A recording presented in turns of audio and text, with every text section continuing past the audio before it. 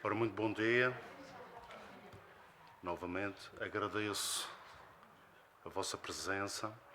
Começamos desde já com a primeira conferência do Congresso, que abre com chave de ouro, eu devo dizer, conferência da professora Inês Amorim, com o título O Atlântico e a Ilha da Madeira como chaves para a interpretação socioambiental dos recursos do mar e das suas representações.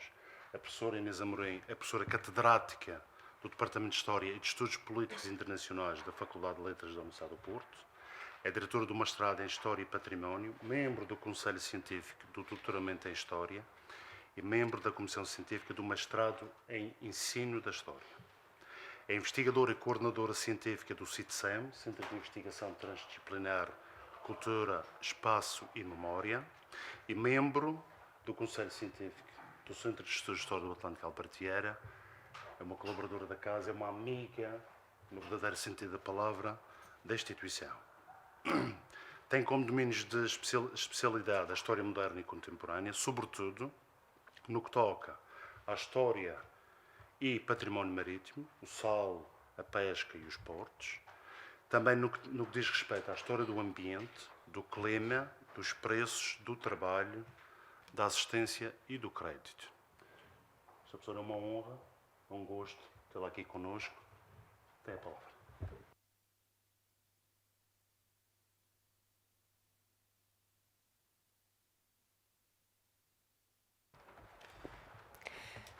Muito bom dia a todos. Eu, com esta apresentação, antes de mais nada, fico muito satisfeita por estar aqui, por muitas razões, e naturalmente porque reencontro amigos, estudantes, antigos estudantes, e por isso é fundamental para mim, dá-me também saúde e ânimo, porque o que interessa é o futuro, não é? Portanto, com todos os aspectos e predicados que o Dr. Filipe invocou, obviamente já sou uma sénior e, portanto, tenho obrigações profundas, para apresentar algo que para mim foi também um desafio. Portanto, esta minha apresentação, este título, é uma proposta de abordagem, por um lado de natureza socioambiental, e vou dedicar um bocadinho a esta questão, por outro lado, a ideia da Madeira projetada no Atlântico e não só, até porque encontrei elementos muito interessantes de ligação à Universidade do Porto e ao Museu de História Natural e da Ciência. Depois, porque alargo, embora, como ouviram, eu trabalho nas questões da pesca, mas, para além da pesca, os recursos piscatórios, sem dúvida, que são importantes, mas na minha abordagem descobri como há várias visões e os recursos marinhos tornaram-se muito interessantes serem abordados, as formas como, inclusivamente, as espécies são representadas, observadas, por quem, como nos chega essa informação.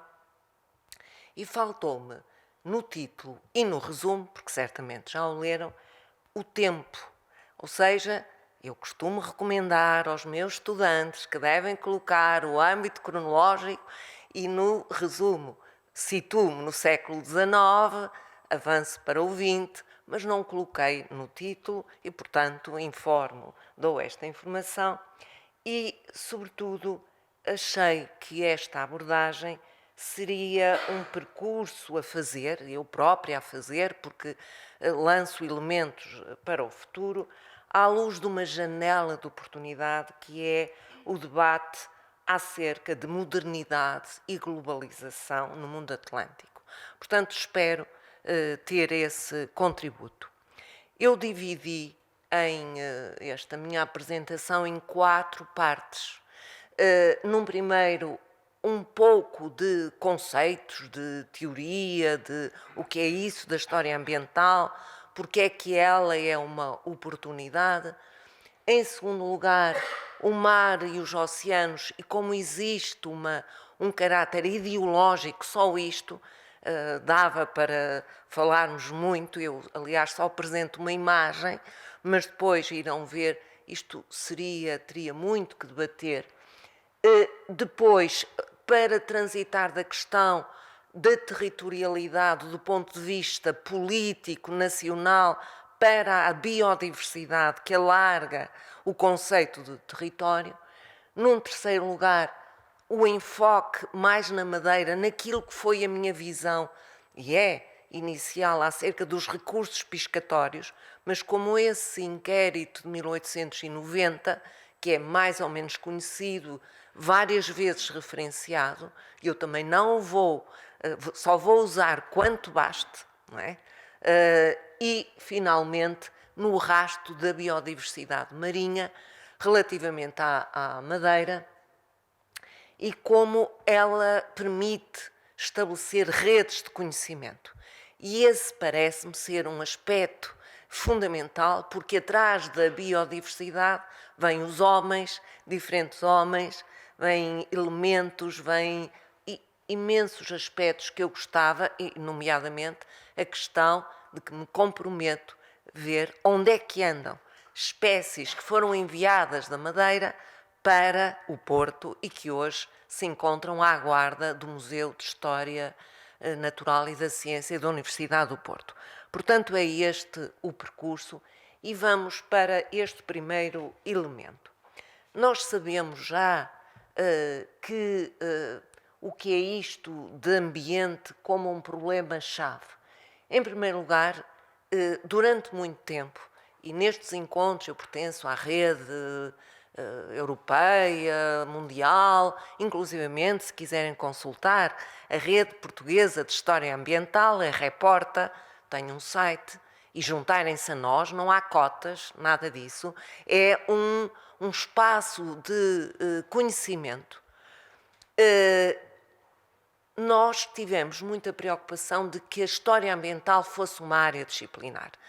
Ela não é, na maior parte dos países mundiais, europeus, conhecemos alguns, na Noruega, e daí tivemos uma conversa hoje de manhã com o Bruno, porque os países do norte, sobretudo, nos próprios museus, têm essas preocupações de história ambiental, mas mais do que uma área disciplinar, como eu costumo dizer aos meus alunos, é sobretudo, quer os historiadores familiarizarem-se com as ditas ciências naturais e os nossos colegas, os cientistas de outras áreas, que precisam, portanto, há um interesse mútuo. E este é o primeiro elemento que um artigo clássico do Donald Forster, mas que já foi revisto, é muito interessante, que eu coloco ali na revista Environmental and History, acerca dos anos 60, eu não vou fazer isso,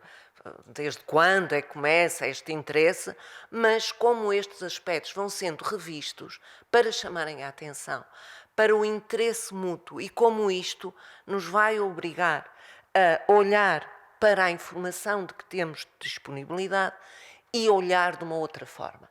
E por isso eu invoquei, está o mesmo Donald Forster, o que é a história ambiental? E se cada um de nós que está aqui, e se efetivamente esta área pode ser interessante na forma como vamos olhar para as fontes, e vá lá, porque não, as fontes que foram produzidas aqui na Madeira, que tiveram aqui os seus produtores, estes elementos, a questão ecológica, portanto eu estou a resumir o que está aqui, a questão das interações entre socioeconómicas, portanto o aspecto que ainda foi falado, as questões económicas do açúcar, dos impactos, sem dúvida é um elemento que encaixa ali, e por outro lado esta ideia da integração mental, como é que ao longo do tempo o homem interpretou a sua relação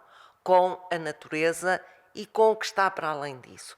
Como tenho alunos de Timor, Cabo Verde, é muito interessante chamá-los a atenção para estas interações. Porquê? Porque por vezes ele vem fazer uma história clássica. Ora, eu vou fazer história, eu tenho que... a história dos personagens. Eu digo, está bem, mas os personagens associados às plantas, aos animais, até porque são países riquíssimos do ponto de vista das condições climáticas, geomorfológicas, e, portanto, eles redescobrem. Por outro lado, um outro autor, o John Robert McNeill, que esteve aqui no encontro de História e do Ambiente, que tem essa obra, ele, que entretanto fez uma grande evolução agora, eu nem sequer vou falar disso, mas ele ligado aos estudos do antropoceno, da grande aceleração, não vou falar nisso, mas o resumo também, a análise que ele faz naquele artigo, de alguma maneira completa a outra perspectiva e ajuda-nos a perceber do interesse para as mudanças nos ambientes biológicos e físicos. Porquê é que eu estou a fazer isto? Porquê é que eu estou a invocar isto? Porque foi isso que me acabou por interessar para eu depois, a minha última parte, a minha apresentação. Eu não quero demorar, mas, portanto, só quero explicar porque é que eu fiz este percurso. Claro que a perspectiva cultural e intelectual, um aspecto muito interessante que ele acrescenta, que é a questão do direito e das políticas do Estado na longa duração em relação aos territórios e aos espaços ambientais. É uma grande discussão do passado, nós é que pensamos que é só de hoje, mas quando aplicamos esta grelha de análise ao passado, nós vemos como estas tensões e estas questões são fundamentais e um aspecto interessante que é como, que parece uma contradição, se a história ambiental estuda os recursos que são fluidos, não é? Que se transportam, como é que a certa altura as nações, há uma história ambiental nacionalista e porquê? É muito interessante, isto é só uma grelha de análise. É para pensarmos um bocadinho o que é que, de alguma maneira, me levou a fazer a abordagem e os meus interesses mais recentes. Isto tem duas consequências. Estes conceitos gerais têm duas consequências. Uma delas são mudanças epistemológicas, a forma como nós olhamos para estas questões. A primeira é que a história ambiental tem que ter uma ruptura do ponto de vista cronológico e nacional. Nós não conseguimos estudar a biodiversidade marinha, podemos ver onde é que ela é dominante, podemos mapeá-la, mas a partir do momento em que ela é transporta, ainda me falaram da cochonilha, não é? E eu ainda nem sabia que havia na Madeira, e estou a descobrir isso, como é que é transportada, como é que isto veio? Há uma associação entre a biologia, a ecologia e o humano. A forma como ela inclusivamente me disseram, mas nós nunca encontramos fontes históricas a falarem disso. Pois, porque provavelmente não eram objeto de interesse de registro, porque ela andava aí e ainda não tinha havido nenhum naturalista que se deu ao trabalho de a descrever. Era mais importante a do Brasil do que propriamente a da Madeira. Veremos, porque parece que anda aí um estudo sobre esta questão. Portanto, a história do ambiente, pensemos bem, não se inicia com a entrada do homem. Não é? Ela é muito anterior. Vamos ter aqui sobre a arqueologia, e sabem disso perfeitamente, esses ambientes, essa realidade, as transformações da Terra ao longo da sua trajetória. Portanto, as formas de vida são muito recentes. Portanto, nós temos que ter isto, ela foi-se instalando, mas não está divorciada.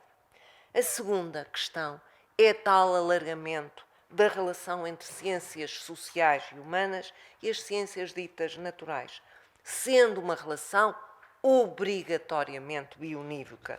As ciências naturais, nota-se, têm cada vez posições mais abertas, enfrentam e têm necessidade, por exemplo, de explicar aquilo que se pensa é a perda da biodiversidade, mas se não tiverem informações que os próprios historiadores possam escavar, obviamente não conseguem atingir, e muitas destas explicações são, por parte dos historiadores, descritivas, por parte dos biólogos, taxonómicas, mas não há a explicação da duração, do mapeamento, do aparecimento, desaparecimento, quando, onde, por aí fora. Portanto, são elementos que me parecem fundamentais. Por isso mesmo, surgem muitas perguntas. São estas perguntas de base que me interessaram. Como, quando, onde nós encontramos atitudes de mudança? Quem, ao longo do tempo, se interessou esta consciência ambiental? E é preciso mapear. Nós já usamos muitas vezes a palavra mapear, mas para mim é uma obsessão. Na verdade, porque nós temos muitos trabalhos, muita informação, mas depois não a colocamos no mapa, com camadas de informação.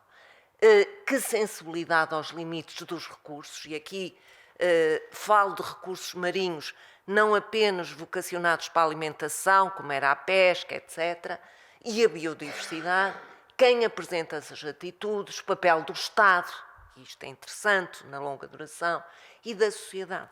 Portanto, interessa, são questões que eu coloco.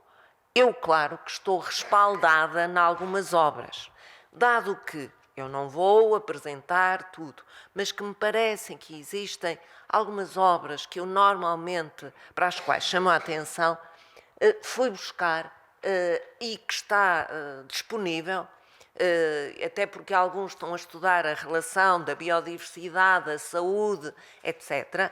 Portanto, aquela obra inicial é muito interessante. Ou este jornal, o Jornal of World History. Porquê? Porque dá muita primazia às grandes bases de dados sobre este assunto, de natureza social, e como é que elas podem queixar. Portanto, eu só estou a selecionar alguns títulos. E este, muito interessante, este livro, acerca do futuro da natureza. Mas ele é muito interessante, porquê?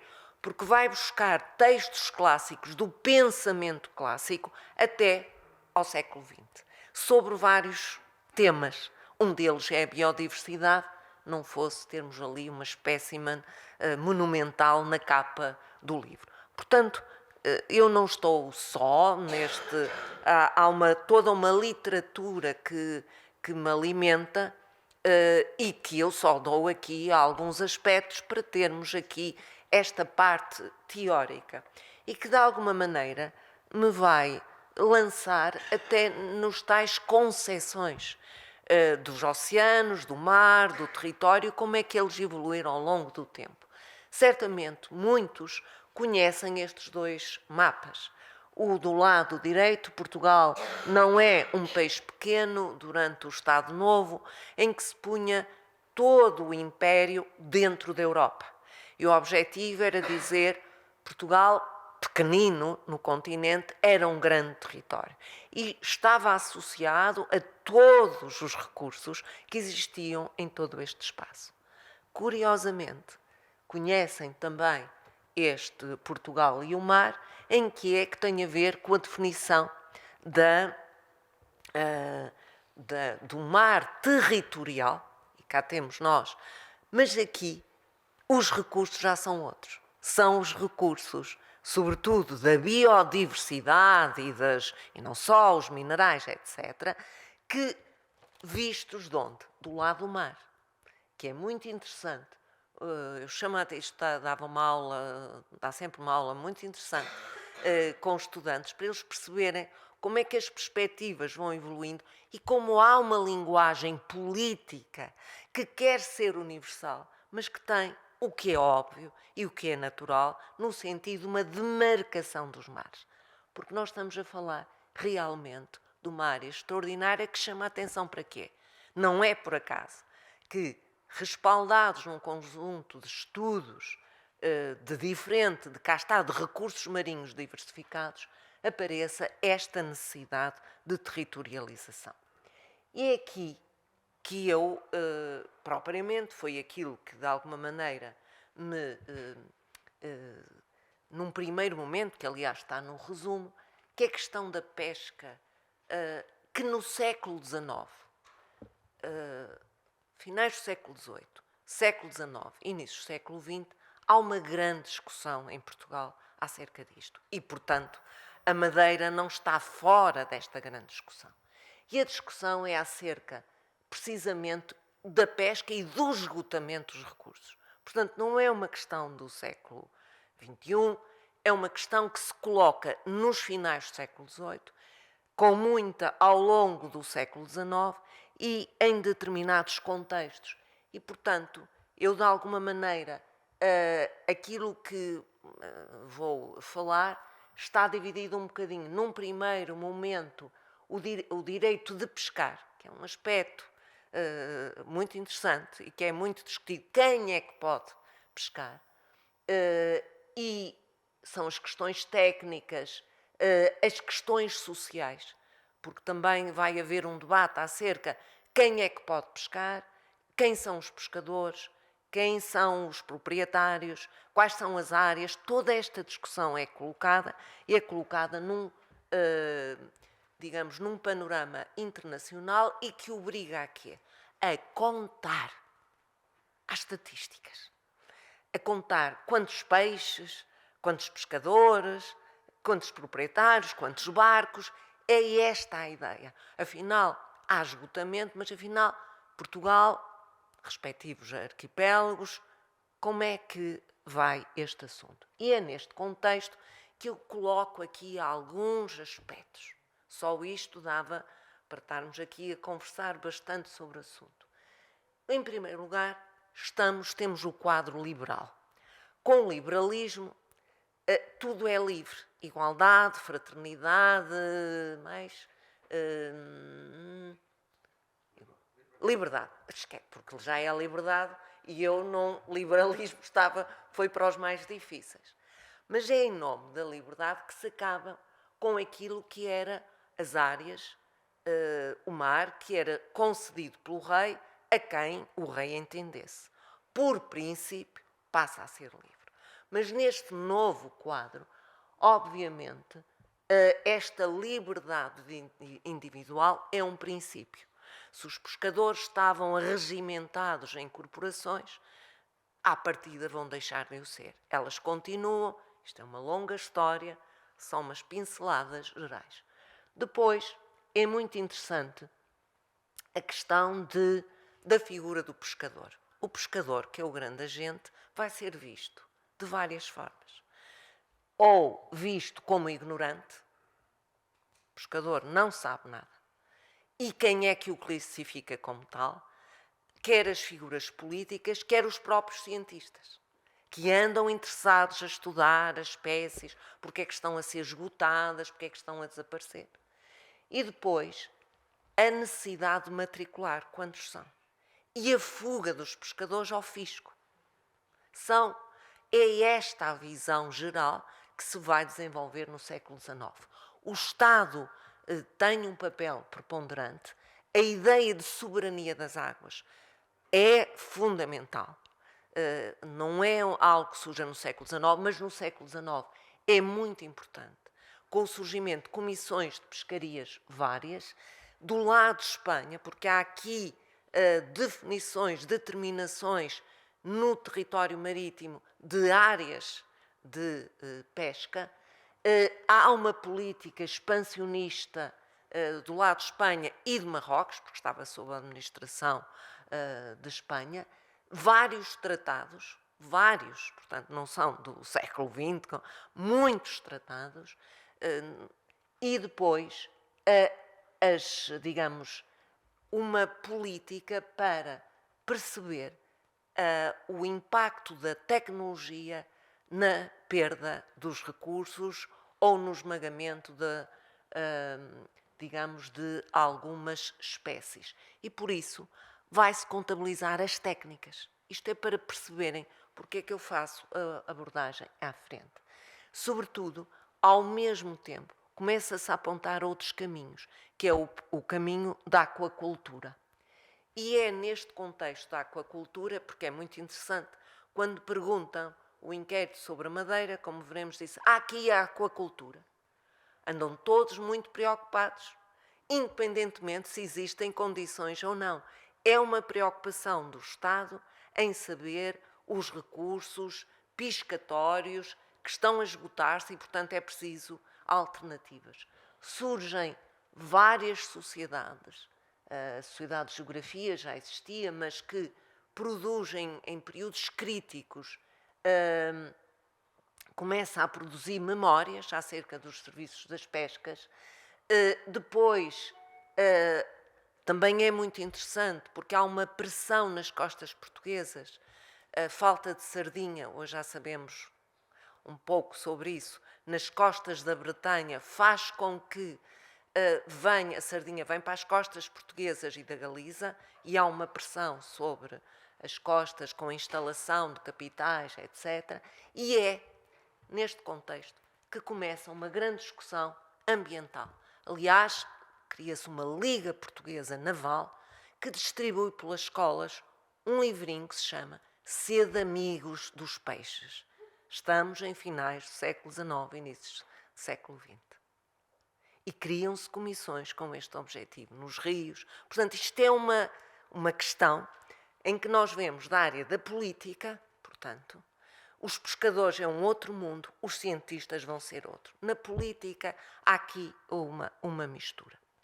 E é por isso que se vai fazer conhecer para governar. Portanto, é neste contexto que se procura restaurar as pescas. É uma expressão que aparece frequentemente com a avaliação estatística do setor. E, portanto, há vários estudos, há uma obra clássica do Baldac da Silva sobre o estado das pescas em Portugal, ele que não tem estatística, há mais para o continente, e depois vai surgir este inquérito de 1800. Reparem, as pescas tornam-se tão importantes que para esta data, 1820 e 90, há um inquérito da indústria, um volume só sobre e há este das pescas, muito menos conhecido, mas que foi essencial e que tem estes objetivos todos estes. Tipo de portos, duração de trabalho, quem trabalhava, quantos trabalhavam, o pessoal, a tecnologia, plantas marinhas.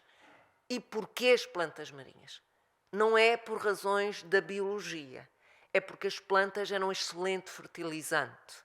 E, portanto, percebem, não é, que também esta questão era colocada. A tal piscicultura e outras formas de salga, etc. Estimativas de produção e depois espécies, peixes, plantas, associação de pescadores, capitais, créditos, literacia, quantos sabem ler, quem vai à escola, é este o inquérito. É um inquérito interessante e daqui decorre várias ideias que eu gostava de chamar a atenção. Em primeiro lugar, surgem regulamentos acerca da utilização de determinadas técnicas de pesca.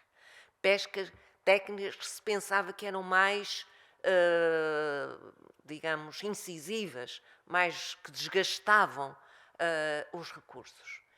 E, nomeadamente, uma grande preocupação em relação a dois recursos, a sardinha e o atum. Portanto, a Madeira e todas as iniciativas, a questão do atum é uma questão fundamental. E a terceira ideia, a conservação rigorosa dos fundos. Um certo desconhecimento, porque achava-se que os animais andavam todos lá nos fundos e, portanto, determinadas técnicas de arrasto, considerando, em alguns casos, alguns destes inquéritos, não se aperceberam das mudanças, das alterações das características geomorfológicas de cada espaço. É neste contexto que surge este inquérito. A Madeira era a quarta circunscrição, o Reino de Portugal estava dividido em várias circunscrições e a Madeira era a quarta circunscrição, os Açores irão ser a quinta circunscrição. Portanto, isto é um levantamento para todo o reino. E é o que diz aqui, o que diz neste inquérito, é interessante. São várias páginas, nomeadamente confirma a importância que todos sabem já de Câmara dos Lobos, aliás, até sublinhei ali quais eram as mais importantes. Dão também informação sobre e até uma iconografia da tipologia de redes, desenhos muito aproximados, redes, linhas, varas, embarcações. Tenho aqui várias, muitíssimo interessantes. Portanto, é uma iconografia que, aliás, este inquérito tem esta característica e depois dá um conjunto de informações que eu li em várias obras que percebo que alguns autores já usaram parte desta informação. Portanto, não estou a dizer nada de novo e por isso é que eu quero dar uma outra perspectiva. Eu destaco alguns aspectos fundamentais. Chamo a atenção, primeira ideia, a pesca, o relatório que é feito pelo responsável, que estava ligado à capitania, diz que é sempre uma atividade secundária relativamente à agricultura. Portanto, não é novidade nenhuma, não é? Mas este é o primeiro aspecto. Depois, que o peixe é praticamente do mar e de grande variedade. Depois, outro aspecto, que também é uma característica geral da pesca portuguesa, não é específica da Madeira, as companhias de pesca eram completadas por gente do campo. Dependia da época do ano, mas que assim era. As mulheres, que é uma pergunta específica para todos os portos portugueses, as mulheres não tinham qualquer participação porque elas só se dedicavam aos bordados. Está escrito, é a impressão que é dada. À base da alimentação também é descrita. Porquê? Porque também nos interessa perceber em que medida é que o peixe entrava no menu, mas mais do que isso, o que é que os pescadores comiam. Porque o interesse relativamente às características dos pescadores é também a fisionomia, etc. É uma preocupação. Depois, aspectos, qual é o grande... Aliás, tenho uma tabela estatística, que eu não vou aqui apresentar, sobre a entrada de peixe no Funchal, que é uma coisa, sem dúvida, extraordinária, e de onde é que vem esse peixe.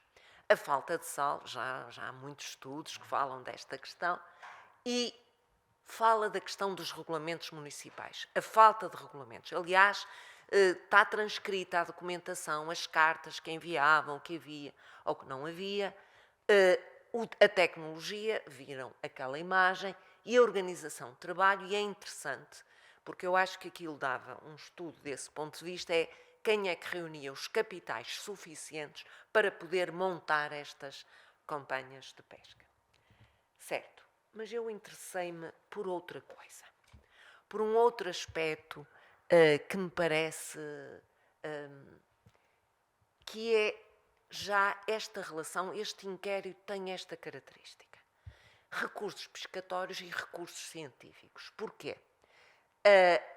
Pelas questões, o delegado marítimo diz que faz perguntas, havia perguntas sobre os peixes, o modo como eles se comportavam. E ele diz, os pescadores são ignorantes. Mas, a seguir, diz, bem, são insuficientes, mas eles não sabem nada, não sabem o que é. Olhem, reparem estas perguntas. As perguntas são nitidamente uma grelha científica. Quando é que desovam? De onde é que vem? Quando há mais? É uma grelha científica, era este o objetivo. Depois, mesmo assim, apesar disto, eles dizem o calendário do atum, os meses é que vem mais, a tipologia, a perseguição, ou seja, mas ao mesmo tempo, os pescadores são bons informadores sobre uma série de aspectos, para finalmente vir uma lista de peixes, de moluscos, de plantas distribuídas. Não é aprofundada, é certo, mas sem dúvida que é muito interessante. E foi isto que me levou a um outro interesse. E o meu interesse era precisamente perceber, até porque fui lendo um conjunto de aspectos, e que foi a relação com a Madeira como observatório. Porquê? Daí que isto me fez pensar. Está bem, o inquérito é extremamente interessante, mas eu vejo aqui uma ponte, na mesma altura, 1890, não há uma palavra relativamente àquilo que eu verifiquei, que é tanta gente a fazer pesquisa sobre a biodiversidade marinha que existe aqui na Ilha da Madeira. Então, fui à procura dos informantes, que foi o que me interessou. Os informantes, as redes de informadores, onde é que está essa informação, o que fazer com essa informação hoje. E por isso mesmo, obviamente, que fui buscar alguns livros, alguns artigos que são incontornáveis. Infelizmente não pude fazer mais do que isto, prometo vir a fazer mais, mas, sobretudo, chama a atenção porque são 3 elementos interessantes. Primeiro, esta revisão historiográfica acerca dos recursos marinhos, que não apenas os pescatórios. Os pescatórios são extremamente importantes, até para percebermos quando é que determinadas espécies entram ou não na dieta, portanto, isto é extremamente importante. O segundo aspecto são as estruturas museológicas que se vão instalar na Madeira ao longo do tempo e que são repositórios extremamente importantes. Onde é que eles estão? O que é que têm? É o meu interesse. E, finalmente, pensar o ambiente. Pensar nestas questões das redes internacionais, quer de homens, de mulheres que estiveram aqui na Madeira e que mandaram a informação, e dos outros que estão lá fora e receberam essa informação. Como é que receberam? São redes internacionais que interessa muito reconstruir. E foi neste sentido, usando um conjunto de elementos, chamo a atenção para esta história e meio ambiente. O impacto foi o primeiro em Portugal. Portanto, foi aqui na Madeira a percepção de que isto foi em 1999, a publicação, e tinha sido em 1999, muito interessante. Já o vi citado porque estiveram cá grandes nomes, o McNeill esteve aqui e outros, traduziram para português, os textos estão traduzidos para português, portanto tem uma divulgação, talvez menos do que, mas textos muito importantes. E depois fui à procura de aspectos hoje. Fui à procura de publicações. Não é? Muitos, para grande parte dos que aqui estão, conhecem, mas olhem que eu não tive acesso. Eu andei na internet à procura de alguns e quero ter acesso já a alguns nomes que vocês conhecem perfeitamente e que eu vou destacar brevemente. E não só, também me interessou e fui à procura de alguns, só como exemplo, de alguns destes cientistas, destes naturalistas que estiveram cá e como, graças a este site Biodiversity Heritage Library, aconselho-vos a que usem, muito importante, vocês têm acesso a muita informação sobre alguns destes figuras que estiveram cá e cujas publicações nestas obras de referência internacional estão disponíveis. Falta-nos fazer o trabalho de mapeamento. Depois, obviamente, fui à procura dos sucedâneos dos respectivos museus para chegar hoje ao Museu de História Natural e chegar a uma coisa também muito importante, que é a base de dados que tem de artigos que estão disponíveis. Bom, mas porquê? Porque a mim me interessa perceber qual era o meu objetivo. Eu percebi que havia relações com a Universidade do Porto e, portanto, fui à procura dessa informação. E uma das figuras é este padre, sacerdote alemão, Ernesto Schmitz, que, por acaso, está que faz parte, já conhecem, todos aqui que são da Madeira conhecem, que faz referências. Eu fiz aqui uma breve, fui buscar alguns elementos sobre, digamos, a sua ligação, percurso religioso, confessional, investigação, ligação ao seminário. E isto era sócio da Academia e colaborou nos Anais das Ciências Naturais do Porto. E, portanto, foi esta ponte que me começou a encontrar referências. Um outro é o Adolfo César Noronha, também uma figura mais do que conhecida, ligado precisamente, ele estudou na Academia Politécnica do Porto. Portanto, ele tinha relações com a Academia, todas estas, pronto, já não vou ler o que está aqui, porque naturalmente que já perceberam que eu andei à procura foi de uma informação mínima que me posicionasse, e depois, obviamente, quem era do lado do Museu de História Natural e Ciência da Universidade do Porto, que fazia a ponte. E foi aqui que encontrei o Augusto Nobre, que esteve ligado à criação, à licenciatura em Ciências Naturais e foi diretor do Museu de Zoologia do Porto, do laboratório da Estação de Zoologia Marítima. Ele tinha o hábito de reunir a informação enviada por pescadores, por informadores, e, curiosamente, na biografia dele, e eu tenho responsabilidade, porque eu andei à procura de informação, não há uma referência relativamente à Madeira. O que eu coloquei aqui é isto. Mas foi aqui que eu comecei à procura de informação. E é precisamente nos Anais de Ciências Naturais que ele publica este pequeno texto. Ele é maior, ok? Ele está disponível, em que diz que precisamente o padre, não é? A figura essencial, lhe mandou mais do que uma vez espécies que ele analisou, que publicou num primeiro momento na revista Instituto, mas que foi objeto de recriminação porque ele não desenvolveu, que é para nós mostrarmos, vermos como é que estas discussões científicas se faziam, e por isso ele está a dar nova resposta. Ora, o que é esta revista dos Anais? É uma revista importantíssima que se correspondia com as grandes universidades internacionais, nomeadamente as americanas.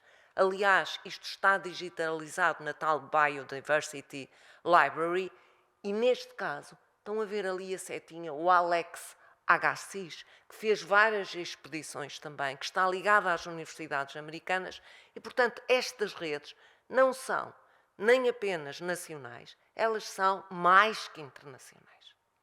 E estão interessadíssimos neste assunto.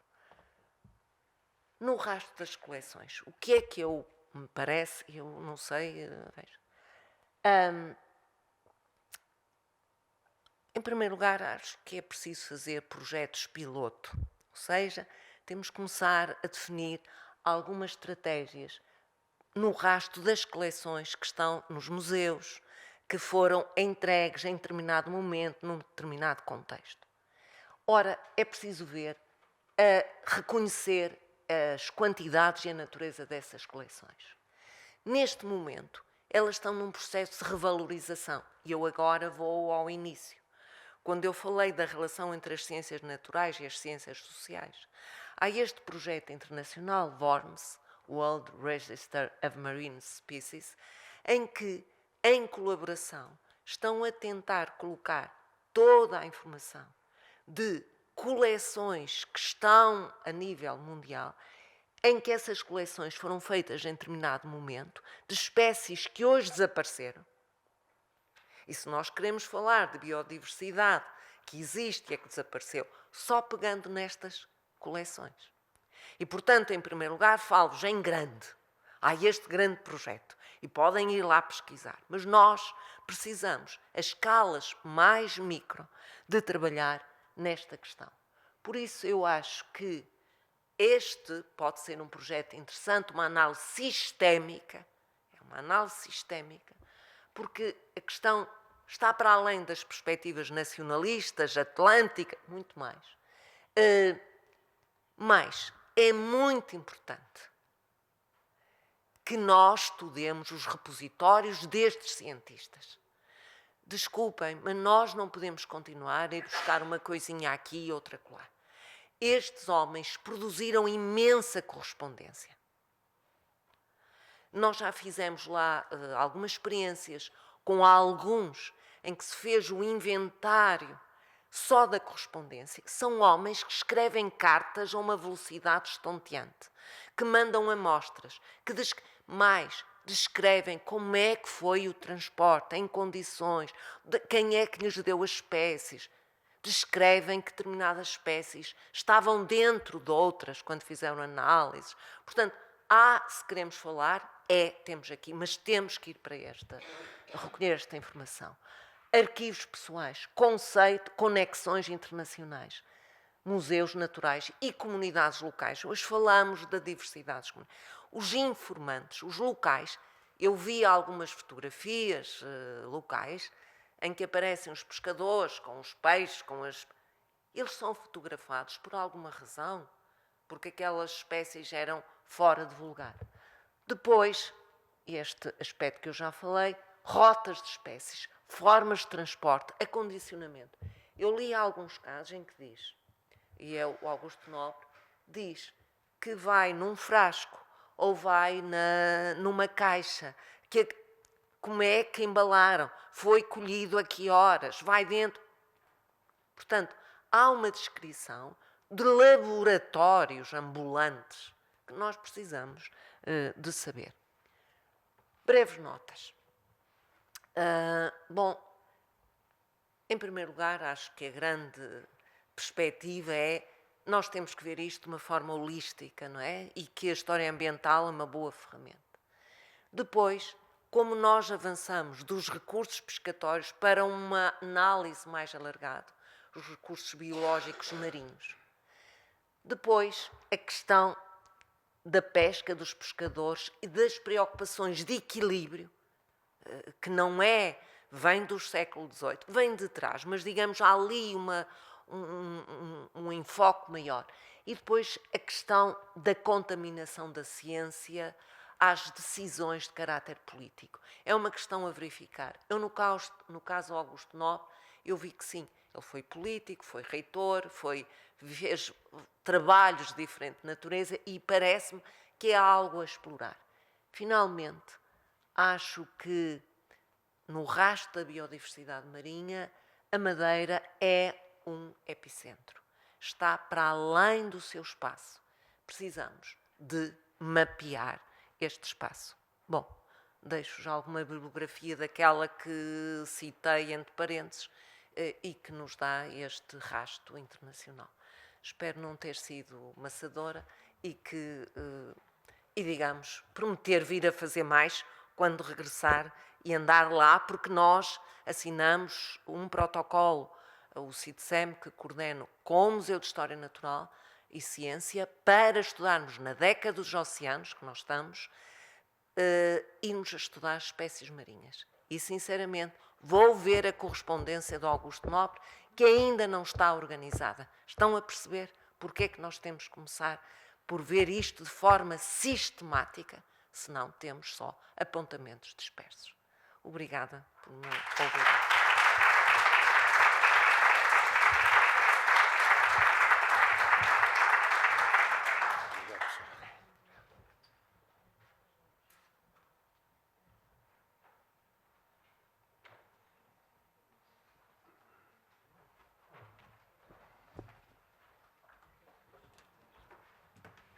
Muito obrigado, Sr. Professor, por esta excelente palestra.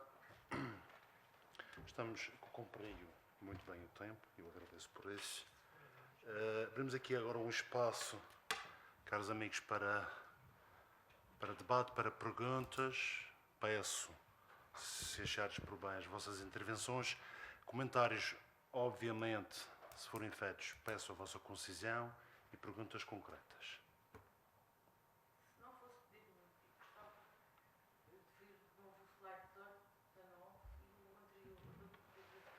Ora, qual é o 18-19,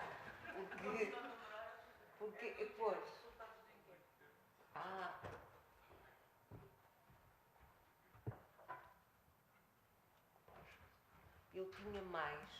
eu até tinha mais imagens sobre isso, mas depois pensei, qual é o sentido de estar a apresentar tantas imagens, porque isso depois, naturalmente, no texto escrito, irei ter alguma atenção com esses dados. Mas o que é que eu trazia de novo com isso?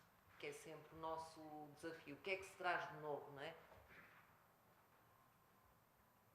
18. Tem que ir muito para trás.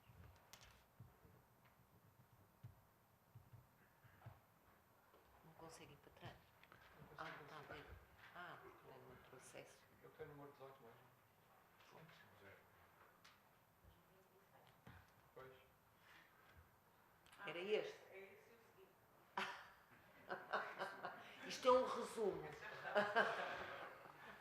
Sim, isto é só um resumo porque não tem dados. O último. Está bem. E está tudo, tem tudo acesso online, não é? Sim, aquele. Todos. Está a ver, este, por exemplo, este que é muito interessante, tem ali o DOI, portanto pode vir a encontrar. Mas já há muito mais. Eu tinha mais, tinha aliás um outro muito interessante, que era uma grelha de biólogos que hoje, preocupados com a forma de conservação dessas coleções, fazem uma espécie de inquérito, porque em alguns casos já não estão em estado de conservação que permita ser útil para, por exemplo, aquela base de dados Worms, não é? Sr. Professor Jorge Fetas Branco, por favor. Obrigado. Em primeiro lugar, gostei imenso da intervenção, que é muito estimulante, de tal forma que acelera o ritmo cardíaco. O meu. Sobretudo que eu tenho me dedicado mais aos recursos terrestres, por assim dizer, e os recursos marítimos não os conheço, por assim dizer, e nesse sentido, de facto, é um contraste, um contraponto muito interessante. Três pequenos aspectos. Em relação à questão das mulheres, o inquérito dizia em relação às mulheres, isso parece-me bastante claro e lógico, por uma razão muito simples. A pesca tem um componente aleatório fundamental, ao passo que o bordado garante sempre uma receita monetária fixa e segura. A pesca não. Portanto, é evidente que a mulher é um recurso importante no bordado, não é? Que traz mulher diretamente e daí a poupança, etc. Portanto, não há questão da sazonalidade. Relativamente aos agentes que intervêm, nós tivemos os cientistas, os pescadores, etc., as entidades oficiais. Eu julgo que também há outro tipo de agente que provavelmente também teve uma influência muito grande até em termos de consumo do conhecimento que se ia adquirindo, que é a pesca desportiva e a caça submarina a partir dos anos 50 do século passado. Por sua vez está muito ligado ao turismo. E um outro aspecto é a questão dos epicentros. Eu penso que não será só a Madeira, eu penso que qualquer ilha, desde Darwin, é vista um bocado como um epicentro potencial. Ou porque se esperam resultados remotos, se esperam resultados inesperados. Eu julgo que qualquer ilha é vista como um enigma, como um desafio. Julgo que, por exemplo, em relação aos Açores, há espécies que têm uma importância muito grande. Não aparecem espécies de importância na Madeira, como, por exemplo, os cetáceos. O papel cultural dos cetáceos nos Açores é fundamental. Aí temos também um epicentro. Pronto, muito obrigado. Nada. Sr. Professor, tenho muito gosto em juntar o rosto ao... Porque eu andei a ver também os seus trabalhos, porque a questão das mulheres é realmente uma das preocupações. Neste inquérito de 1890, é uma das questões sistemáticas. Aliás, pela mesma altura, um pouco antes, o Raul Brandão, na obra Os Pescadores, que não toca, ele quando faz a viagem é a costa portuguesa, tem vários capítulos. Eu fui extraindo a informação sobre como é o comportamento das mulheres ao longo da costa. Por exemplo, no Algarve, elas não vão, nem sequer andam na praia, enquanto que na zona do Atlântico, o Furadouro, o Espinho, que são novos núcleos de gente que se deslocou, elas não têm grandes alternativas, ou melhor, são complemento, exatamente o que disse. Elas conseguem juntar a atividade doméstica com aquilo que é o complemento da pesca ao transportar ou mesmo a participarem. Que esse é interessante, que do Douro para Norte e do Douro para Sul, tendo em conta as características geomorfológicas, a tipologia dos barcos, etc., elas, nuns locais, eu já escrevi em tempos isso, já fiz essa análise, tendo em conta uma série de fatores.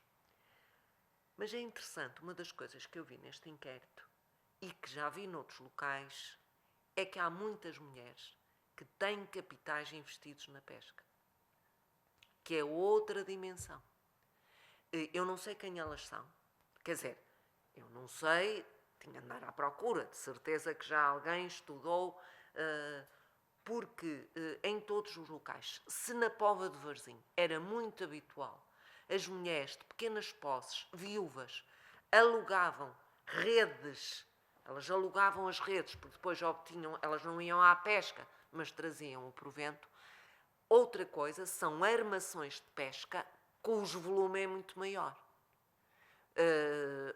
E vi isso aqui, vários nomes. Por isso é que eu distingo a questão dos capitais. Quem são os capitalistas? Portanto, isto em relação às mulheres, um aspecto. Em relação à questão de outros agentes, concordo perfeitamente. Aliás, eu ainda vi, mas já não tive tempo, para a década de 40, 50, de alguns elementos, nomeadamente da fábrica da pesca do atum. Há referências é que durante a noite andavam com lanternas a fazer colheita de espécies que depois entregavam no Museu de História Natural. E os nomes estão lá, das pessoas. E eram pessoas já que me pareciam ligados ao negócio, mas que tinham imenso interesse nesta questão. Portanto, há também uma dimensão, que também acho interessantíssimo, que é a popularização da ciência, que é outra componente. Eu estudei isso um bocado, tentei, para os aquários, porque eu, quando estudei Augusto Nobre, muitas espécies vieram do grande aquário de Nápoles, que era a grande estação na Europa, porque houve um americano que até foi visitar e descreve todo e tal, e Nápoles era central. E há essa popularização, ao ponto das visitas dos monarcas, que eu soube que havia um aquário aqui na Madeira, que é uma coisa que vou tentar perceber que experiência é que houve, porque os aquários são terríveis.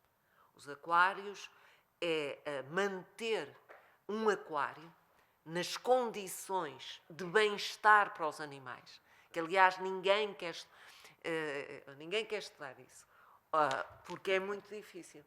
O que era o conservador do aquário do Mónaco, o Oxner, que era um grande conservador, um polaco que fugiu, perseguido, acabou por ser preso lá no Mónaco e morreu num campo de concentração.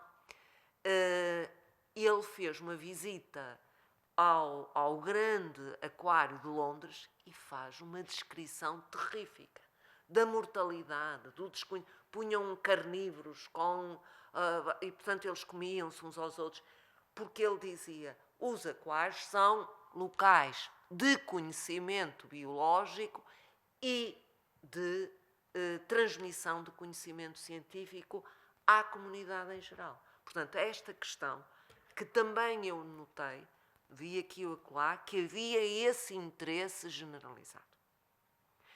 Nem que fosse pelas dimensões dos animais e por aí fora. Outro aspecto, claro, as ilhas. As ilhas, é assim. É muito interessante quando leio coisas sobre isso. Porque para uns a ilha é uma espécie de coisa isolada. A ilha está afastada da terra, portanto, não é suscetível de tantas influências. Mas não é. É tudo ao contrário. Portanto, se por um lado, portanto, a ideia de Éden, não é? Porque tenho estudantes também estão a estudar a ilha de Timor. Timor é um caso de uma ilha que nunca ligou nada ao mar. Nada. Não vinham para as bordas. Não lhes interessava nada. Agora é que depois da independência, os indonésios andam lá. Nada. No entanto, portanto, essa ideia, ou porque é que se encontram barcos, há um livro muito interessante sobre essa questão da iconografia, no interior, porquê? Quer dizer, a ideia de que é uma ilha logo. Portanto, acho que é muito interessante. Só que o que é que eu vi em relação à Madeira?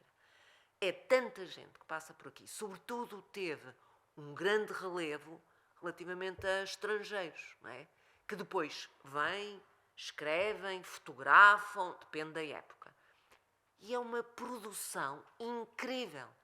Mas eu vi nas publicações do Museu na Sociedade de Geografia Inglesa, o que eles publicam de outros cientistas, porque alguém que vive cá lhe manda amostras.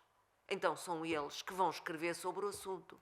Porque os outros vivem cá, mas acharam muita graça e dizem, tu gostas muito disto, pega lá. E ele vai, descreve, transcreve. É uma coisa extraordinária.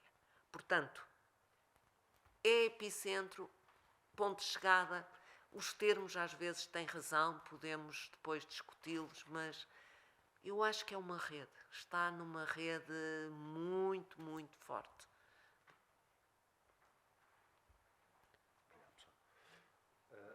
O doutor Luís Timóteo Ferreira. Olá. Gostaria de pôr duas questões muito breves. E peço desculpas, pode-me ter passado no início da sua comunicação. Eu gostaria que explicasse um pouco melhor esta ideia de como construir uma história ambiental acima das perspectivas nacionalistas. E a outra questão é a respeito da indústria conserveira. Em relação à pesca com a indústria conserveira, como sabe, houve uma experiência no Porto Santo, breve, mas foi, se não me engano, o professor Jaime Reis que estudou a relação da indústria conserveira com a industrialização falhada em Portugal. Obrigada. Ora bem, eu dava aqui sobre a questão das questões nacionalistas. Há um grande debate sobre isso, e um debate já nos anos 2005, se é legítimo ou não. Claro que é. E é legítimo.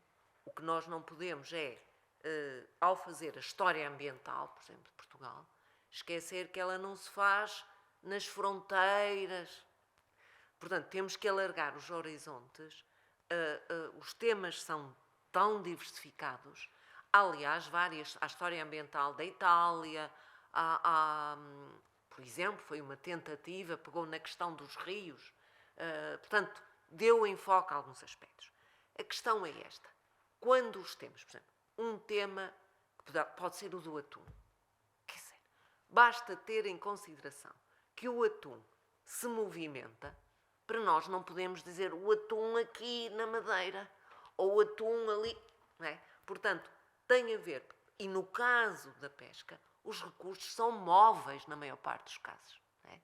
E mais, as pessoas deslocam-se consoante essas rotas. Mas se formos falar, como falamos, a questão do açúcar, que ainda hoje de manhã na apresentação, o Soutor falou nisso. A questão do açúcar, então, é um tema que é impossível divorciar, porque que nós falamos daqui deste capitalismo, etc. Quem produzia o açúcar, quem controlava os circuitos de açúcar eram os flamengos, judeus. Século XV e XVI. Não é por acaso que a arte flamenga está aqui. É que as redes, e depois o açúcar, que ia devidamente acondicionado, e havia aspectos de cerâmica, alguns vinham até da zona de Aveiro, outros eram... Era refinado lá, não é? Em Antuérpia, depois vai ser com os holandeses em Amsterdão. Nós falamos da escravatura. Os holandeses foram... Portanto, nós quando estamos a falar destas questões e dos impactos que tiveram, mas há um conjunto de fatores. E mais, a outra questão muito interessante que foi aquela grelha que eu coloquei, localmente, qual é a consciência? Porque nós, quando olhamos para o ambiente, pensamos, é logo desastres psicológicos. Não, pode não ser. Pode não ser, esta é uma questão, mas pode não ser. Esgotamento, substituição, adaptação. Portanto, há aqui várias nuances. E mesmo, digamos, os participantes em todo este aspecto. Claro que depois podemos ir tematicamente. Vamos à floresta. A floresta foi devastada. E depois, que outras espécies é que vieram para cá? Ou será que não vieram? Eu sei quase nada. Mas neste momento, como oriento outros, estão a estudar, por exemplo, o eucalipto. O eucalipto era uma planta formidável no seu início, em Portugal. E, aliás, não li uma notícia, os eucaliptos andam abandonados. Que é uma coisa que é outra que tenho que ler, que ainda nem sei o que é isso dos eucaliptos abandonados. Mas é mesmo, portanto, não pode ser. Nós podemos dizer, ora bem, tem a ver com este espaço, mas os impactos, as redes em que se integra e por aí fora. As conserveiras. A questão das conservas, sem dúvida, o século XIX, a questão das conservas é uma questão de longa duração. E eu aqui, quando me refiro ao século XIX, já são conservas em azeite, não é? Já de forma mais sofisticada, com investimento de capital. A certa altura é uma política económica que está ali bem estabelecida, sobretudo, por exemplo, a sociedade, aquela imagem que eu apresentei, que é a Sociedade de Geografia, que faz um balanço do desastre económico português, que era a filoxera, etc., olha-se para as estatísticas económicas e, efetivamente, o peso na balança de pagamentos, o peso da exportação das conservas cobria o peso da importação de bacalhau, que já naquela altura era muitíssimo importante. Portanto, equilibrava. Logo, e era mais do que qualquer outra atividade. Portanto, as conservas surgem como a salvação da crise económica. Se nós pensarmos que, efetivamente, em Portugal, que houve aquela questão ecológica da sardinha, que era o grande produto, mas também a cavala, etc. Mas a sardinha, que era extremamente importante nas costas, Lorient, etc., vem para as costas portuguesas e para o Algarve, e com ela, com a sardinha, vêm os capitais franceses e galegos. Aliás, o nome Tenório e outros, não é? Que também aqui, muitos têm famílias que são os capitais. E há este modelo. Se ele depois é bem sucedido, é por isso que alguns projetos são mais políticos do que económicos. Agora, se olharmos para o século XX, as coisas mudam. Há uma indústria conserveira que vai morrer no Algarve e em Setúbal, e a da zona de Matosinhos, portanto Aveiro, Matosinhos, vai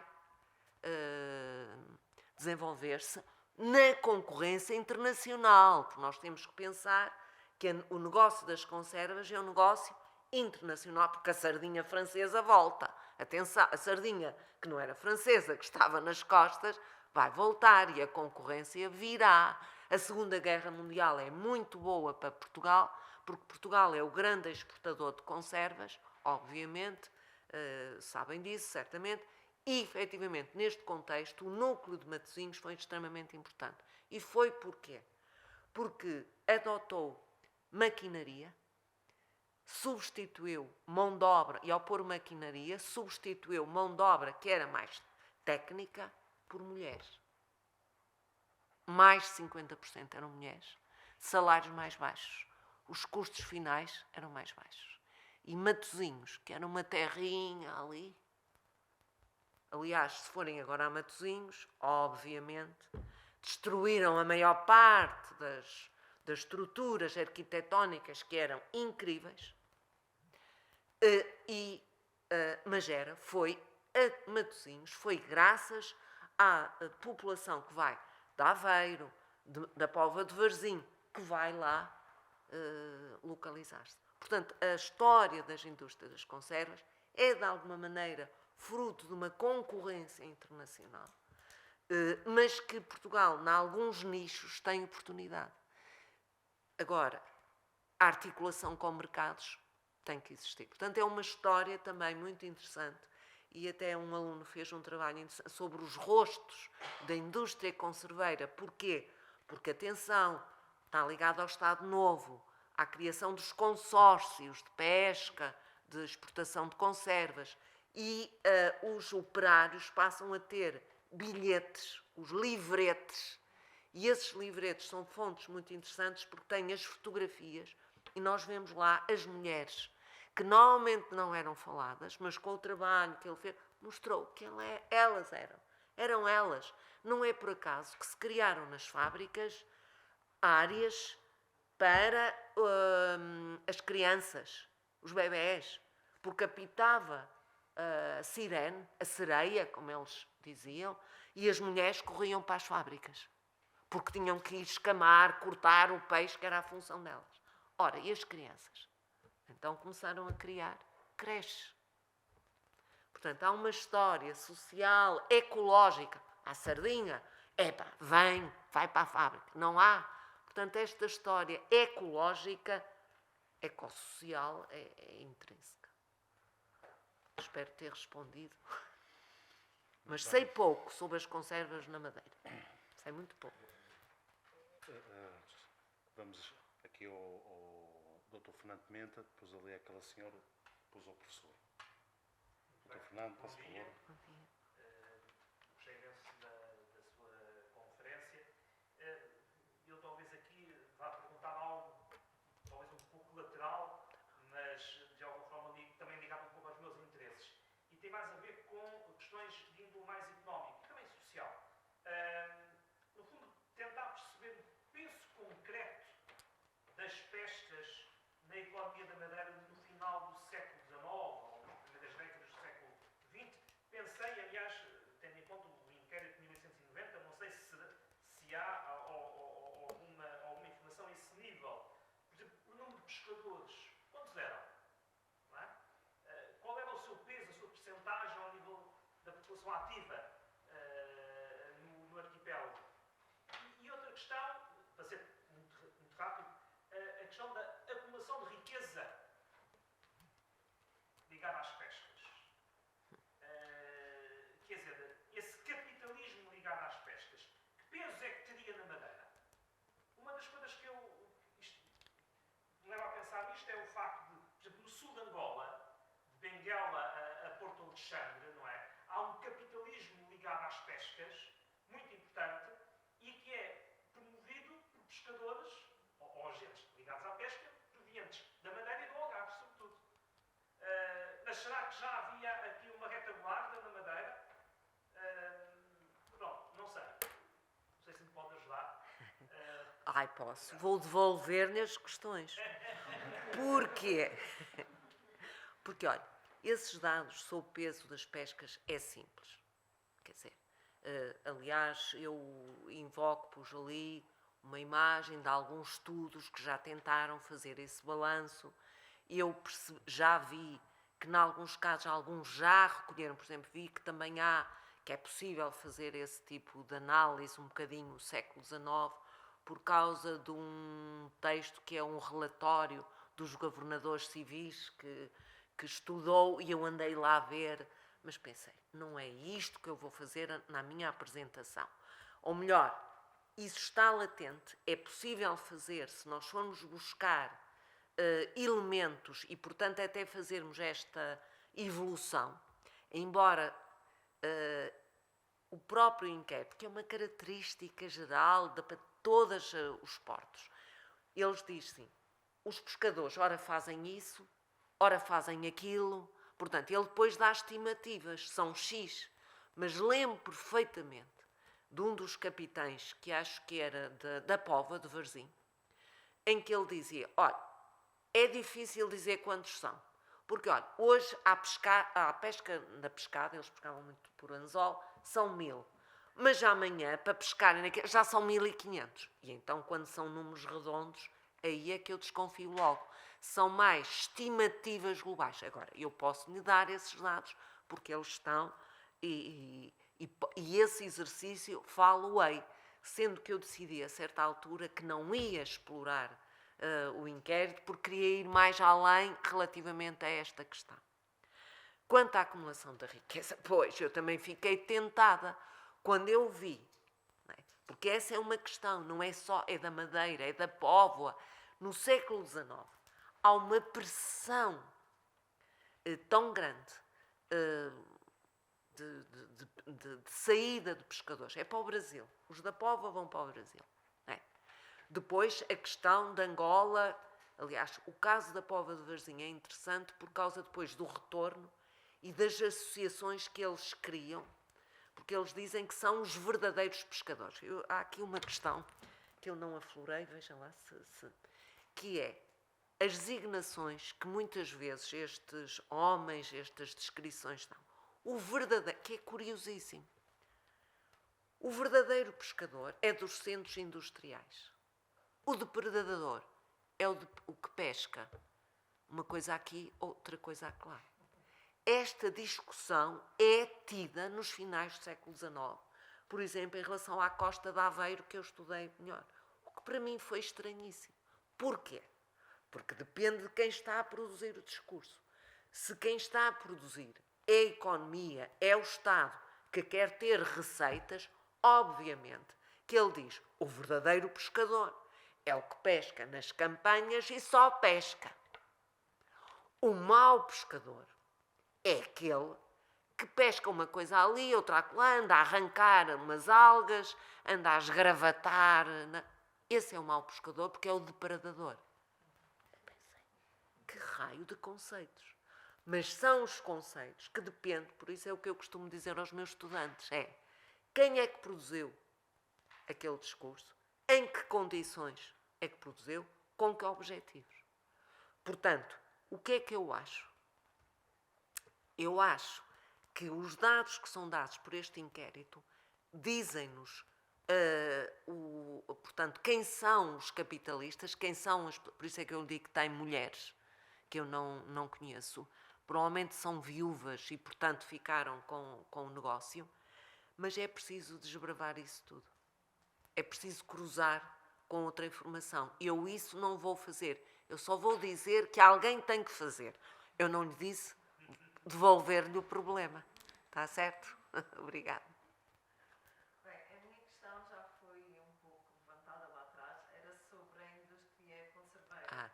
E era a minha pergunta se existe algum estudo, se sabe, sobre aqui as fábricas de conserva que houveram cá na ilha e no Porto Santo e o papel que as mulheres tiveram nessa altura como empregadoras, empregadas da fábrica e o que levou também à extinção desta indústria, quais os fatores que contribuíram para que ela se extinguisse. Eu acho que vai ter que estudar isso. E a primeira coisa que vai ter que saber é onde é que está a documentação. Entende?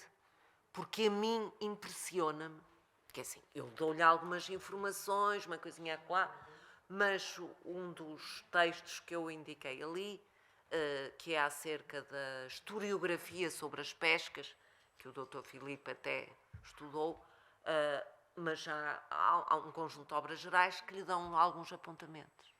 Mas uma coisa é isso, outra coisa é onde é que está a documentação destas fábricas.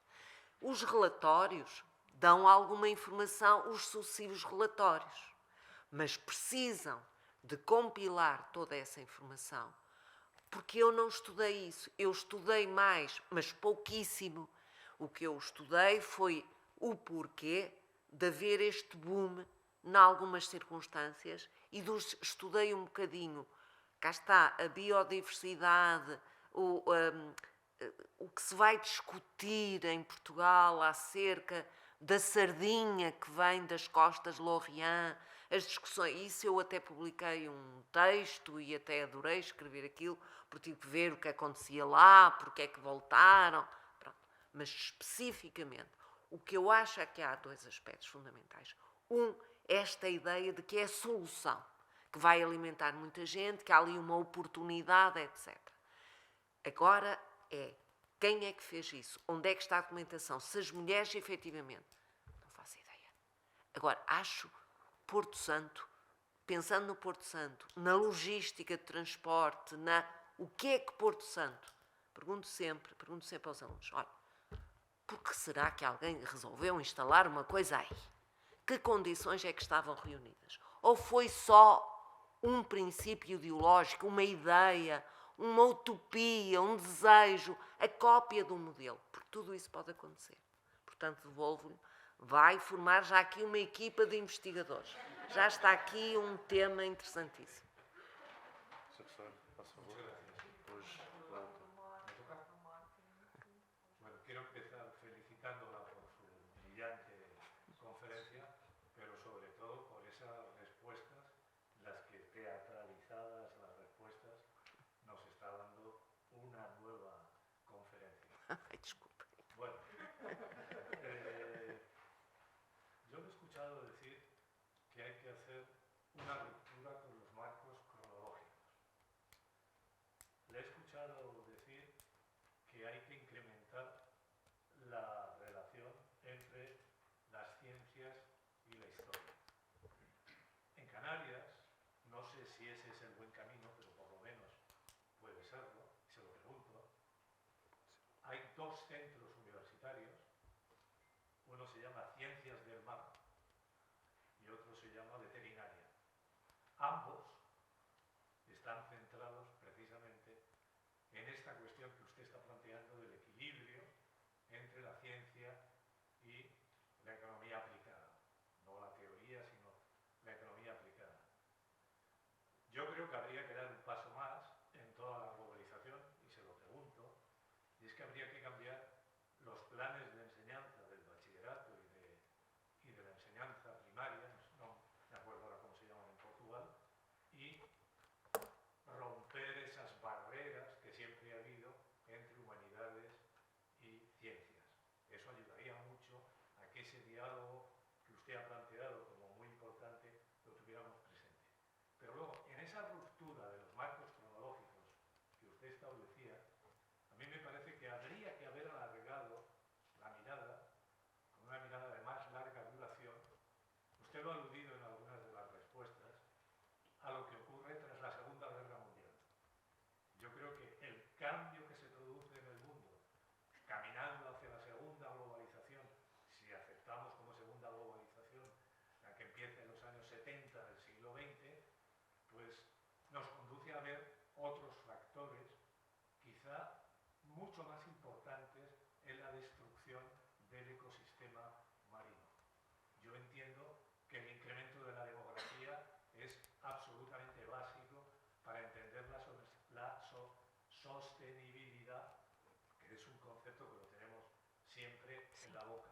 Entiendo que las guerras, usted ha aludido al cambio y como Portugal se aprovecha quizá de la Primera Guerra Mundial, las guerras cambian el interés por los caladeros. En el caso del caladero canario sahariano está claro que es la interrupción del Mar del Norte, el Gran Sol, la que hace que la mirada vaya hacia el caladero. Entiendo que la transformación que significa el frío y los grandes barcos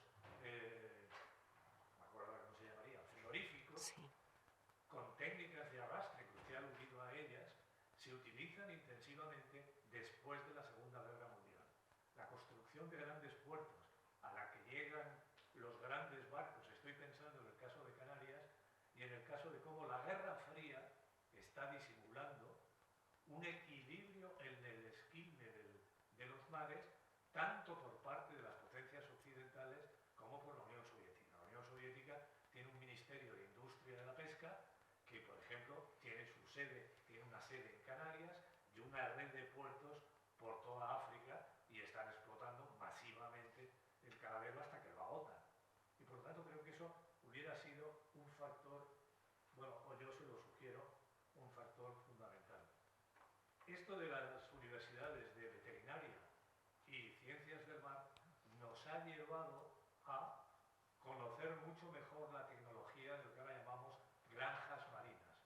No sé si ese sería un elemento fundamental a tener presente y un mapeo de las granjas marinas del mundo atlántico. Y finalmente, creo que no es menos importante, me parece que sería interesante introducir el mensaje de la literatura. Hay una literatura muy importante sobre estos temas.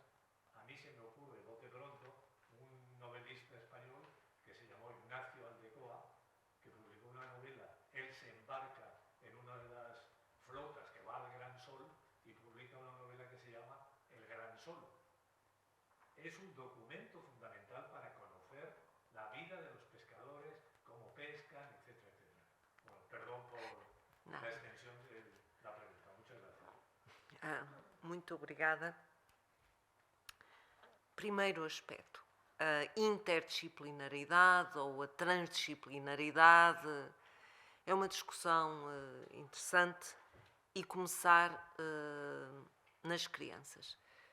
Eu tenho um neto, vai fazer 6 anos, e o entusiasmo de irmos ao oceanário e ver as espécies e ir a pequenos... portanto, esta relação entre dos homens com neste caso, podem ser plantas, eu escolhi a biodiversidade marinha, não é? Que também há plantas marinhas e por aí fora. É uma característica, não sei como é em Espanha, em Portugal há muito, é verdade que foram criadas mesmo no plano de ensino infantil, chama-se aquilo estudo do meio, é um nome que tem, mas depois já à medida que se avança nos diferentes níveis, os estudantes ou vão num sentido ou vão noutro. Têm que fazer essa escolha neste ensino.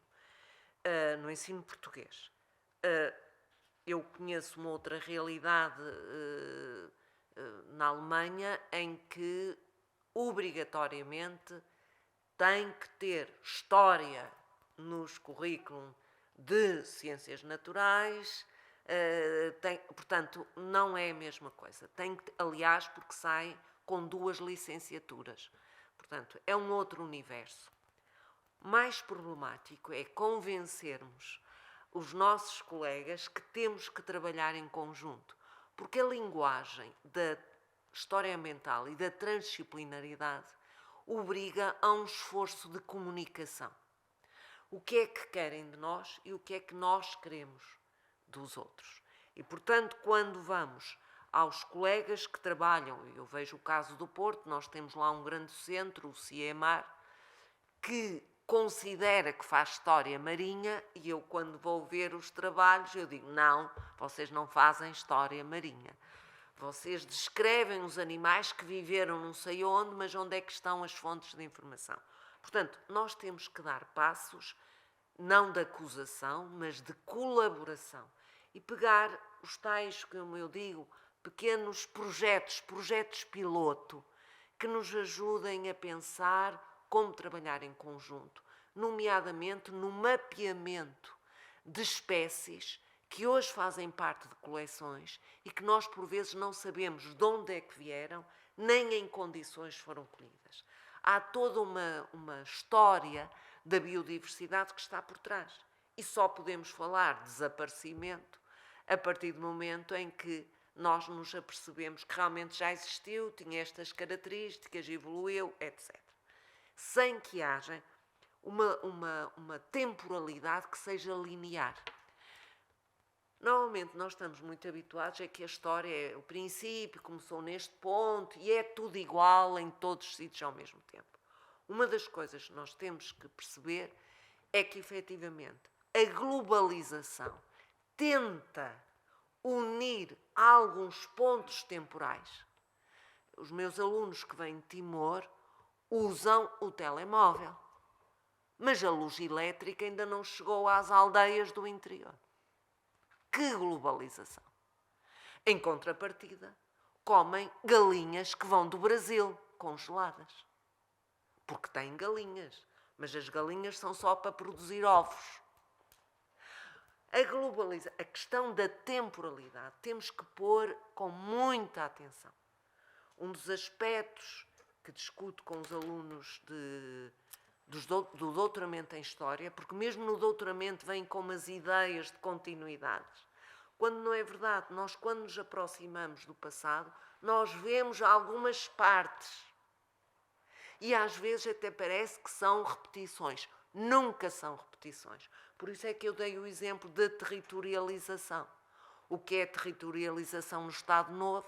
O que é agora, em pleno século XXI, das áreas territoriais em que Portugal reivindica uma área que, aliás, há um confronto com as Canárias, não é? As desertas ali, que o Presidente da República até foi lá dizer, olha, isto é... Portanto, há um discurso político, porque por trás desses territórios estão as tais riquezas que algumas ainda nem se sabe propriamente o que são.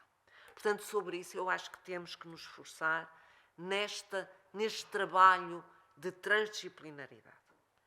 Obviamente, quando falamos das grandes questões ao longo do tempo, num dos livros que eu apresento, que é sobre o futuro da natureza, aqueles três autores, um é australiano, outro é sueco e o outro é inglês. E a primeira questão é: quantos somos?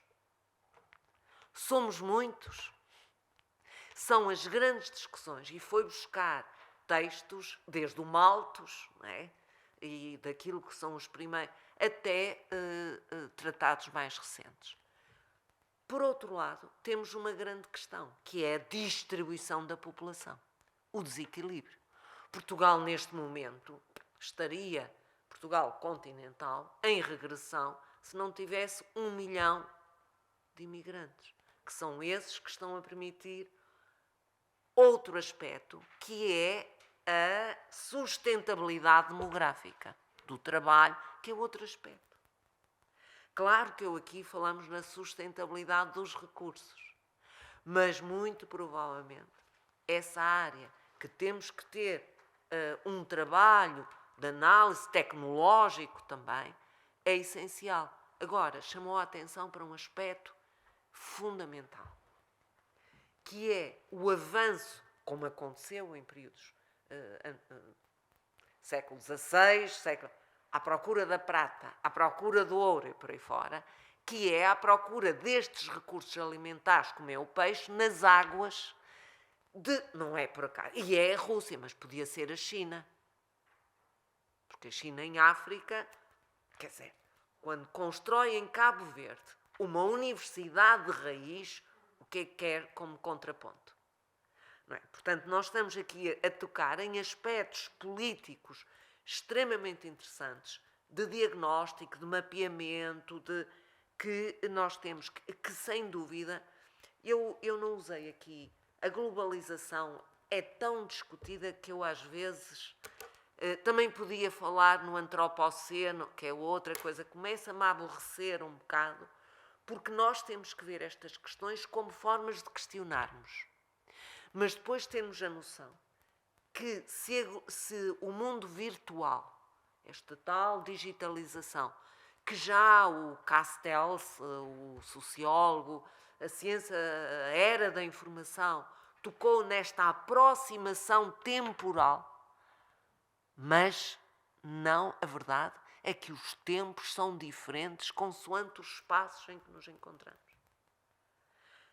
Bom, eu não sei se me perdi no meio disto tudo, porque a discussão dava-nos para muitos outros aspectos, mas acho que fico por aqui. Vamos para uma última intervenção. Doutora Maria Paredes, faça favor.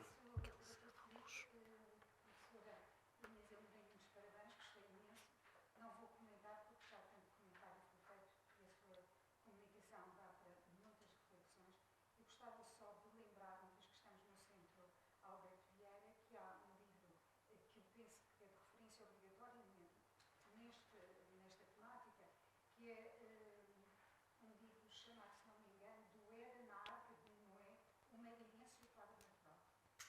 Gostava de fazer essa referência em homenagem ao professor Alberto Pereira, que foi uma das caras mestras do centro, depois do Dr. Pereira da Costa, e gostava também de só dizer muito rapidamente que nunca será demais sublinhar, salientar o gravíssimo e dramático impacto ambiental das guerras, a graça enorme que Portugal teve de, por ser um país neutro, escapar às tragédias da Segunda Guerra Mundial. Isto é tão mais importante salientar quanto neste momento estão a ser desenvolvidas experiências militares com drones numa das zonas mais bonitas de Portugal, que é Troianos.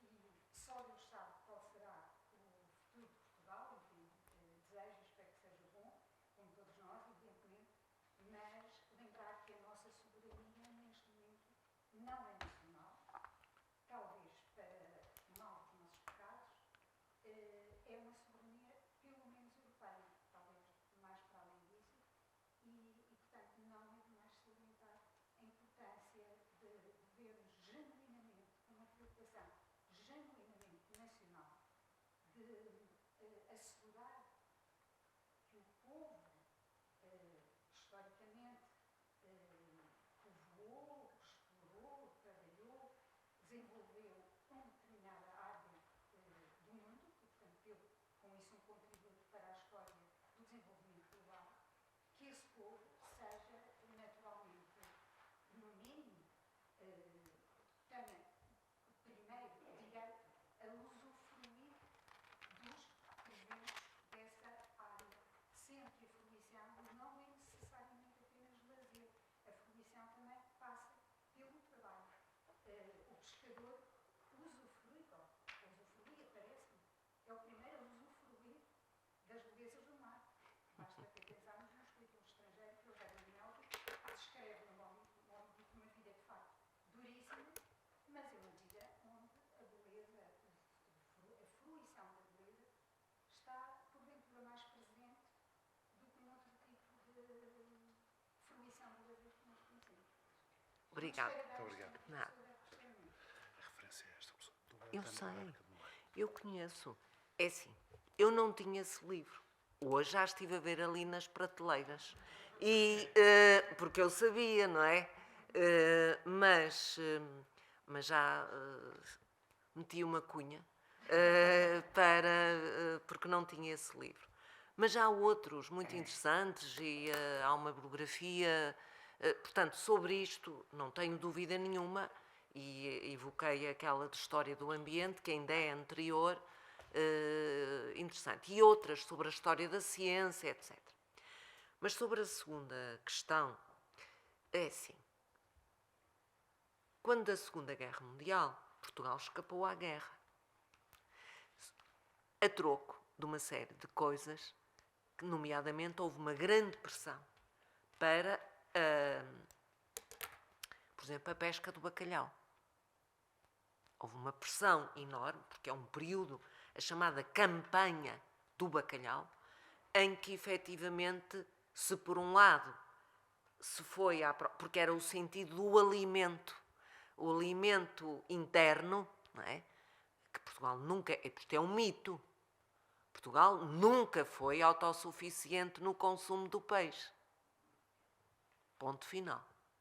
Portanto, o bacalhau, que foi realmente Portugal, os primeiros portugueses lá foram, à Terra Nova, etc., deixaram de ir. No século XVIII são os galegos, os biscainhos, que continuam a ir à pesca, depois vão os franceses, vão os ingleses, etc. Portugal retorna no século XVIII. No século XX vai em nome, veja só, dos direitos históricos que remontam ao século XVI. A história vale alguma coisa no negócio político. Tenhamos isto em consideração. E, portanto, foi. E o negócio era desastroso do ponto de vista económico. Ponto final. Do ponto de vista económico, era desastroso. Portugal, muito bonito. Foi à Terra Nova e à Groenlândia, não é? Foi a incursão, a grande novidade. Só que do ponto de vista económico, efetivamente, era desastroso, porque não só porque não se investiu em frigoríficos, não. Era a frota mais obsoleta da época. Lindíssima. Em que o francês foi filmar toda a gente. Eu estive na Groenlândia, tive esse privilégio, no encontro da North Atlantic Fisheries History Association. Fui muito bem tratada porque era a única portuguesa. Porquê? Porque portugueses quiseram mostrar o filme, bebi vinho da zona da Bairrada, o Cristiano Ronaldo, eu era portuguesa, sentei-me ao lado do Presidente da Câmara porque eu era portuguesa, o Ronaldo. Portanto, o mito, a ideia, obviamente, e até podemos dizer, as técnicas que os portugueses usaram não eram de depredação. Portanto, mereciam na lógica, mereciam isso. Mas do ponto de vista de gasto, digamos, daquilo que era o retorno, era uma medida política. Como a campanha do trigo. Cultivou-se tanto trigo no Alentejo, desgastou-se os solos. Do ponto de vista... Nós temos que ter a percepção de que aqui não é o bom e o mau, são os bons e os maus. A realidade é esta. Agora, toca numa outra questão. Eu não tenho dúvida que há uma visão etnográfica da pesca, há uma visão económica, há muitas observações. Do ponto de vista, há pouco não falei disso, das descrições da literatura sobre esta questão, ela é abundante. Mas muitas vezes é literatura de quem, lembra-me sempre os inquéritos que ainda hoje se faz pelos antropólogos. Então, diga-me lá, falar um pescador, eu digo sempre, pescador, então, a vida, como é que vai? Muito mal. Isto, aliás, só para lhe dizer isto, em finais do século XVIII, há um primeiro inquérito da Academia Real das Ciências que anda pela costa portuguesa a fazer o levantamento junto dos pescadores. E ele diz mesmo, como eles pensavam que eu era um fiscal, porque havia um novo imposto, o que é que ele fez? Ele levou uma imagem dos peixes da coleção do Linneu, que era o grande da classificação dos peixes, e mostrava. Porque ele queria saber se aquela espécie existia ali, qual era o nome local e por aí fora. E, num primeiro momento, os inquéritos, já há vários trabalhos sobre isso, dizem, dá pouco. Se me dizem, a vida, dizem sempre que a vida é dura. Se querem sair daquela vida, muitos deles não querem. E é dura, não dá rendimento. Aquela pergunta que me falou da distribuição da riqueza. Há uma fonte extraordinária para períodos recuados, que são os inventários orfanológicos, se os encontrarem cá, que eu acho que há para os Açores, aqui provavelmente também existe. Porque os inventários orfanológicos, em Portugal, a lei obrigava a que, independentemente do valor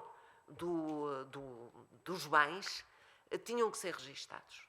E para a Póvoa do Varzim existe, para a Vila de Conde, do mariante, do marinheiro, do pescador, etc. Que os proventos eram poucos, que enriqueciam. Alguns enriqueceriam, mas as estratégias têm que ser diferentes, porque os rendimentos, efetivamente, basta ir ver as habitações. Nós temos aqui muitos cenários. Oxalá, e consigo, sem dúvida, que o cenário internacional que se está com todas estas questões, que nós não vamos conseguir passar debaixo dos pingos da chuva. É impossível. E, oxalá, desempenhemos funções que desempenhamos e bem, mesmo à margem do regime político, que acolhemos ingleses, refugiados, judeus, que o Aristides pôs a cabeça dele no cepo por muito tempo. Olhemos para os bons exemplos e pensemos que para numa solidariedade internacional não há outra hipótese. O trabalho é importante, exijamos a todos que o façam, mas sabe, o trabalho também foi uma criação do século XVI. E eu acho que me vou calar aqui, porque senão ia outra vez falar destas questões. E acho que já não posso falar mais. Caros amigos, uma vez mais, Sr. Professora, muito obrigado. Caros amigos, uma vez mais, obrigado pela vossa presença. Tomamos as dúvidas. Obrigado.